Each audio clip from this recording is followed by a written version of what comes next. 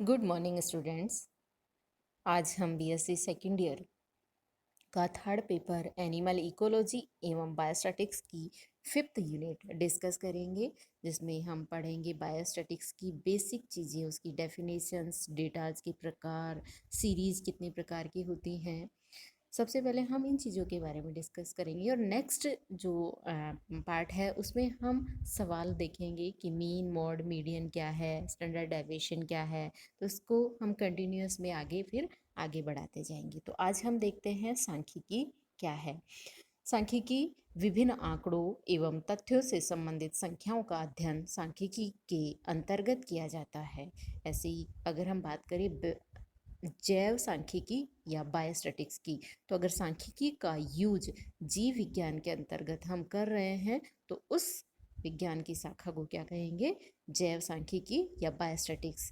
तो बायोस्टैटिक्स क्या है? जैविकी या जीवों से संबंधित संख्या अथवा आंकड़ों के अध्ययन को जैव सांख्यिकी कहते हैं। आजकल जैव सांख्यिकी का उपयोग शोध कार्यों और अन्य क्षेत्रों में लगातार बढ़ रहा है। इसकी अन्य जो डेफिनेशंस हैं वो एक दो डेफिनेशन और हम यहाँ देख लेते हैं कि सांख्यिकी के बिना विज्ञान फल रहित एवं विज्ञान के बिना सांख्यिकी जड़ रहित है। जैसे जड़ के बिना पेड़ का कोई वजूद नहीं होता और फल के बिना पेड़ की कोई वैल्यू नहीं रह जाती, ऐसे ही सांख्यिकी और विज्ञान एक दूसरे से जुड़ी हुई हैं। सेकंड है, सांख्यिकी को संख्यात्मक तथ्यों के संग्रहण, प्रस्तुतिकरण, विश्लेषण और निर्वचन का विज्ञान कहा जाता है। यह जो परिभाषा है कॉक्सटन और काउडन ने दी थी। थर्ड डेफिनेशन है, अनिश्चितता की स्थिति में विवेकपूर्ण निर्णय करने की रीतियों के समूह को सांख्यिकी विज्ञान कहते हैं। यह परिभाषा वॉलिस और रॉबर्ट्स ने दी थी। नेक्स्ट हम पढ़ेंगे सांख्यिकी। ये जो सारी डेफिनेशंस हैं उनको कंबाइंड फॉर्म में 4 पॉइंट्स में हमने समाहित किया है। उन पॉइंट्स को हम देखते हैं कि सांख्यिकी की परिभाषा में निम्न तथ्यों का शामिल होना आवश्यक है। फर्स्ट है सामूहिक तथ्यों से संबंधित, यानी जो स्टैटिक्स है या बायोस्टैटिक्स है किसी एक इंडिविजुअल से रिलेटेड नहीं होकर पूरे ग्रुप से संबंधित होती है। सेकंड है कला एवं विज्ञान दोनों, यानी जो स्टैटिक्स है वो कला और विज्ञान दोनों का समावेश उसमें होता है। थर्ड है संकलन, प्रस्तुतिकरण, विश्लेषण एवं निर्वचन इसमें सम्मिलित होते हैं। फोर्थ है ज्ञान के प्रत्येक क्षेत्र में उपयोगी है। नेक्स्ट हम पढ़ेंगे सांख्यिकी के अध्ययन क्षेत्र। सांख्यिकी के अध्ययन के क्षेत्र या विधियों को दो भागों में हम बांटते हैं। पहला है सांख्यिकी विधियां या स्टैटिस्टिकल मेथड और सेकंड है अप्लाइड मेथड। स्टैटिस्टिकल मेथड्स को दो भागों में हम बांटते हैं। पहला है डेस्क्रिप्टिव और सेकंड है इंटरफेरेंशियल। डेस्क्रिप्टिव में हम पढ़ेंगे वर्गीकरण, सारणीयन, चित्रमय और बिंदु रेखीय प्रदर्शन। नेक्स्ट है सांख्यिकी शोध कार्यों के चरण। कोई भी शोध कार्य या कोई भी एक्सपेरिमेंट शुरू करते हैं तो उसके मेन 6 पॉइंटों को हम शामिल करते हैं उसमें। फर्स्ट है प्लानिंग और स्टैटिस्टिकल इन्वेस्टिगेशन। कोई भी कार्य करने से पहले हम उसकी प्लानिंग करते हैं, तो शोध कार्य करने के लिए भी प्लानिंग बहुत ज़रूरी है। तो पहला पॉइंट जो होता है वो प्लानिंग का होता है।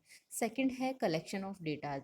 जो एक्सपेरिमेंट हम करने जा रहे हैं उससे रिलेटेड कोई भी डेटा जो हैं उनको हम क्या करेंगे? पहले कलेक्ट करेंगे।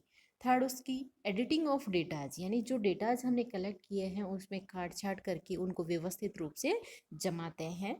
नेक्स्ट है प्रेजेंटेशन ऑफ डेटा। फिर उसके बाद उनका क्या करेंगे? हम प्रेजेंटेशन यानी उनका प्रस्तुतिकरण करेंगे। नेक्स्ट है एनालिसिस ऑफ डेटा। उसके बाद उनका विश्लेषण करेंगे कि क्या कमियां हमारे अंदर रह गई, क्या हमारे डेटाज के अंदर रह गई, उनका विश्लेषण किया जाता है। और 6 है फिर उनको है interpretation of data and preparation of report. जो डेटाज हैं उनका निष्कर्ष निकाला जाता है कि जो भी एक्सपेरिमेंट हमने किया है उसका क्या निष्कर्ष निकला है और उस निष्कर्ष के आधार पर उनका रिकॉर्ड बनाया जाता है। नेक्स्ट है आंकड़ों का वर्गीकरण के प्रकार, यानी आंकड़े कहाँ कहाँ से किस किस बेसिस पे कलेक्ट किए जाते हैं। फर्स्ट है जियोग्राफिकल या भौगोलिक आधार पर, जैसे अलग अलग राष्ट्रों के, अलग अलग जिलों के, राज्यों के, गांवों के, तहसीलों के आंकड़े भौगोलिक क्षेत्र के आधार पर कलेक्ट किए जाते हैं। सेकंड है क्रोनोलॉजिकल या कालक्रम पर आधारित, यानी वर्ष, माह, सप्ताह और दिन के आधार पर अगर कोई डेटाज कलेक्ट किए गए हैं तो उनको इस क्रोनोलॉजिकल कालक्रम या कालक्रम वाले डेटाज के अंदर हम शामिल करेंगे। थर्ड है क्वालिटी क्वालिटेटिव या गुणात्मक आधार पर आंकड़े, जैसे किसी देश की जनसंख्या को लिंग के आधार पर हम देखते हैं कि लिंग या सेक्स या लिंग के आधार पर मेल और फीमेल के बेसिस पे कितनी कितनी जनसंख्या हमारे के यहाँ हमारे देश की है, साक्षरता कितनी है हमारे यहाँ, मेल की साक्षरता क्या है, फीमेल में साक्षरता क्या क्या रेशो है। नेक्स्ट है क्वांटिटेटिव या मात्रात्मक या संख्यात्मक आंकड़े।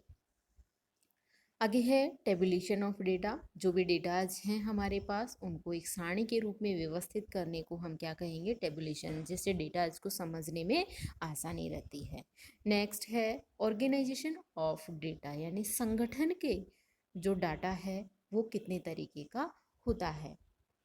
फर्स्ट है प्रयोग में लेने से पूर्व के डेटा। सेकंड है इंडिविजुअल सीरीज, जिसको हम दो भागों में डिवाइड कर देंगे, असेंडिंग सीरीज और डिसेंडिंग सीरीज। असेंडिंग सीरीज में पहले छोटा और फिर बढ़ता हुआ प्राप्तांक हम रखते हैं, यानी छोटे से बड़े के क्रम में हम लेंगे, अवरोही में बड़े से छोटे के क्रम में हम डेटाज को शामिल करेंगे। डिस्क्रीट सीरीज जो है उसमें जो है अगर मान लो इंडिविजुअल है, उनका नंबर बढ़ जाता है तो उनको व्यक्तिगत रूप में लिखना अलग जो है उसमें कठिनाई होती है। जब डेटा बढ़ जाते हैं तो उनको हम क्या करेंगे, फ्रीक्वेंसी के आधार पर हम उनको लिखेंगे, बारंबारता के आधार पर लिखेंगे। उदाहरण के लिए एक कक्षा में 120 विद्यार्थी हैं, उसमें जैव विज्ञान के 50 में से जो प्राप्तांक हैं उनकी आंकड़ों की हम सारणी बनाएं तो उसके आधार पर ये हम देख सकते हैं कि 50 में से 30 जो नंबर हैं वो 5 बच्चों के, 10 बच्चों के आ सकते हैं, 40 नंबर जो हैं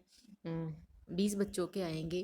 तो वहाँ पे हम एक्स और एफ की वैल्यू के रूप में टेबल के रूप में डाटा को लिखेंगे, तो उस सीरीज को हम कहेंगे डिस्क्रीट सीरीज, यानी इसमें इसके अंदर फ्रीक्वेंसी को हम शामिल कर लेते हैं।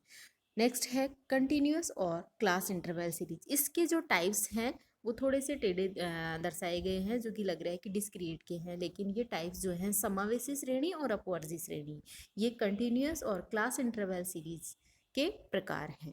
इसमें दो टाइप्स होते हैं, इंक्लूसिव सीरीज और एक्सक्लूसिव सीरीज। इन जो क्लूसिव सीरीज है उसके अंतर्गत जो उच्च श्रेणी और निम्न श्रेणी जो है उन दोनों को उसके अंतर्गत शामिल करेंगे। उदाहरण के लिए एक वर्ग अंतराल 10 से और 20 का है, तो जो 10 और उसके ऊपर 20 तक की जो भी वैल्यू है उसके अंतर्गत शामिल होगी। लेकिन अपवर्जी के अंतर्गत अगर वर्ग अंतराल जो है 10 से और 20 का है तो अपर वैल्यू को इसमें शामिल नहीं करते हैं। तो 10 जो वैल्यू है उससे लेकर 19 तक की वैल्यू को उसमें शामिल करेंगे और 20 की वैल्यू को नेक्स्ट वर्ग अंतराल के अंतर्गत हम शामिल करेंगे। तो ऐसी सीरीज को हम कहेंगे अपवर्जी सीरीज।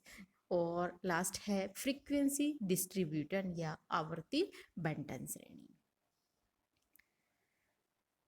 उदाहरण के लिए हम देखें, हम यहाँ एक उदाहरण देख रहे हैं कि जो कि एज इट इज 20 विद्यार्थियों के वजन को दिखाया हुआ है। तो ये एक्सपेरिमेंट में जब हम ले रहे हैं उससे पूर्व का एज इट इज डाटा है, तो इसको जो है प्रयोग में लेने से पूर्व के डाटा के रूप में इसको दर्शाया गया है। सेकंड उदाहरण जो हम देखते हैं व्यक्तिगत श्रेणी का, तो व्यक्तिगत श्रेणी में जैसे इन्हीं 40 बच्चों के वजन को अगर हम नामांक के आधार पर लिखते हैं तो वो जो सीरीज होगी वो इंडिविजुअल, यानी प्रत्येक नामांक, यानी 10 नंबर पर जिस बच्चे का नामांक है उसका वजन है 48, तो यहाँ एक अलग अलग व्यक्ति का वजन अलग अलग दर्शाया गया है। तो ऐसी श्रेणी को हम कहेंगे इंडिविजुअल सीरीज। इंडिविजुअल सीरीज को हम दो तरह से लिख सकते हैं, पहला है असेंडिंग ऑर्डर में, दूसरा है डिसेंडिंग ऑर्डर में। इसको एक हम दूसरे उदाहरण के द्वारा देखते हैं, जिसमें एक कक्षा के 10 विद्यार्थियों के हीमोग्लोबिन की गणना की गई है। उस हीमोग्लोबिन को पहले हम असेंडिंग ऑर्डर में लिखते हैं और दूसरे में हम डिसेंडिंग ऑर्डर में लिख रहे हैं। तो इस तरह से इंडिविजुअल सीरीज के दो टाइप है, असेंडिंग और डिसेंडिंग। नेक्स्ट हम पढ़ेंगे डिस्क्रीट या खंडित श्रेणी। जैसे मान लो बहुत ज़्यादा जब डेटा हो जाता है, यहाँ हमने एक छोटा सा उदाहरण लिया है कि एक ही कक्षा के 10 विद्यार्थियों के जो 10 में से प्राप्तांक है उनको दिखाया गया है। तो प्राप्तांक जो है वो कितने कितने हैं उनको हमने एक्स की वैल्यू के रूप में लिखा है, और जैसे प्राप्तांक 3 है वो कितने बच्चों के आया है उसको हमने फ्रीक्वेंसी की वैल्यू के रूप में लिखा है। तो खंडित श्रेणी में एक्स और एफ की वैल्यू दी हुई होती है, तो ऐसी सीरीज हम किस में शामिल करेंगे, ऐसी सीरीज को डिस्क्रिएट या खंडित श्रेणी के अंतर्गत शामिल करेंगे। इसमें फ्रीक्वेंसी को हम इन्वॉल्व करते हैं। फ्रीक्वेंसी क्या है कि एक मूल्य जितनी बार समको या डेटा के रूप में प्रेक्षण में प्रकट होता है उसको हम क्या कहेंगे, बारंबारता या फ्रीक्वेंसी कहते हैं। उदाहरण हम देखें तो यहाँ जो x की वैल्यू 6 है उसकी बारंबारता 3 है, यानी जो प्राप्तांक 6 है वो 3 बच्चों के आया है, तो 3 क्या हो गई, उसकी फ्रीक्वेंसी हो गई।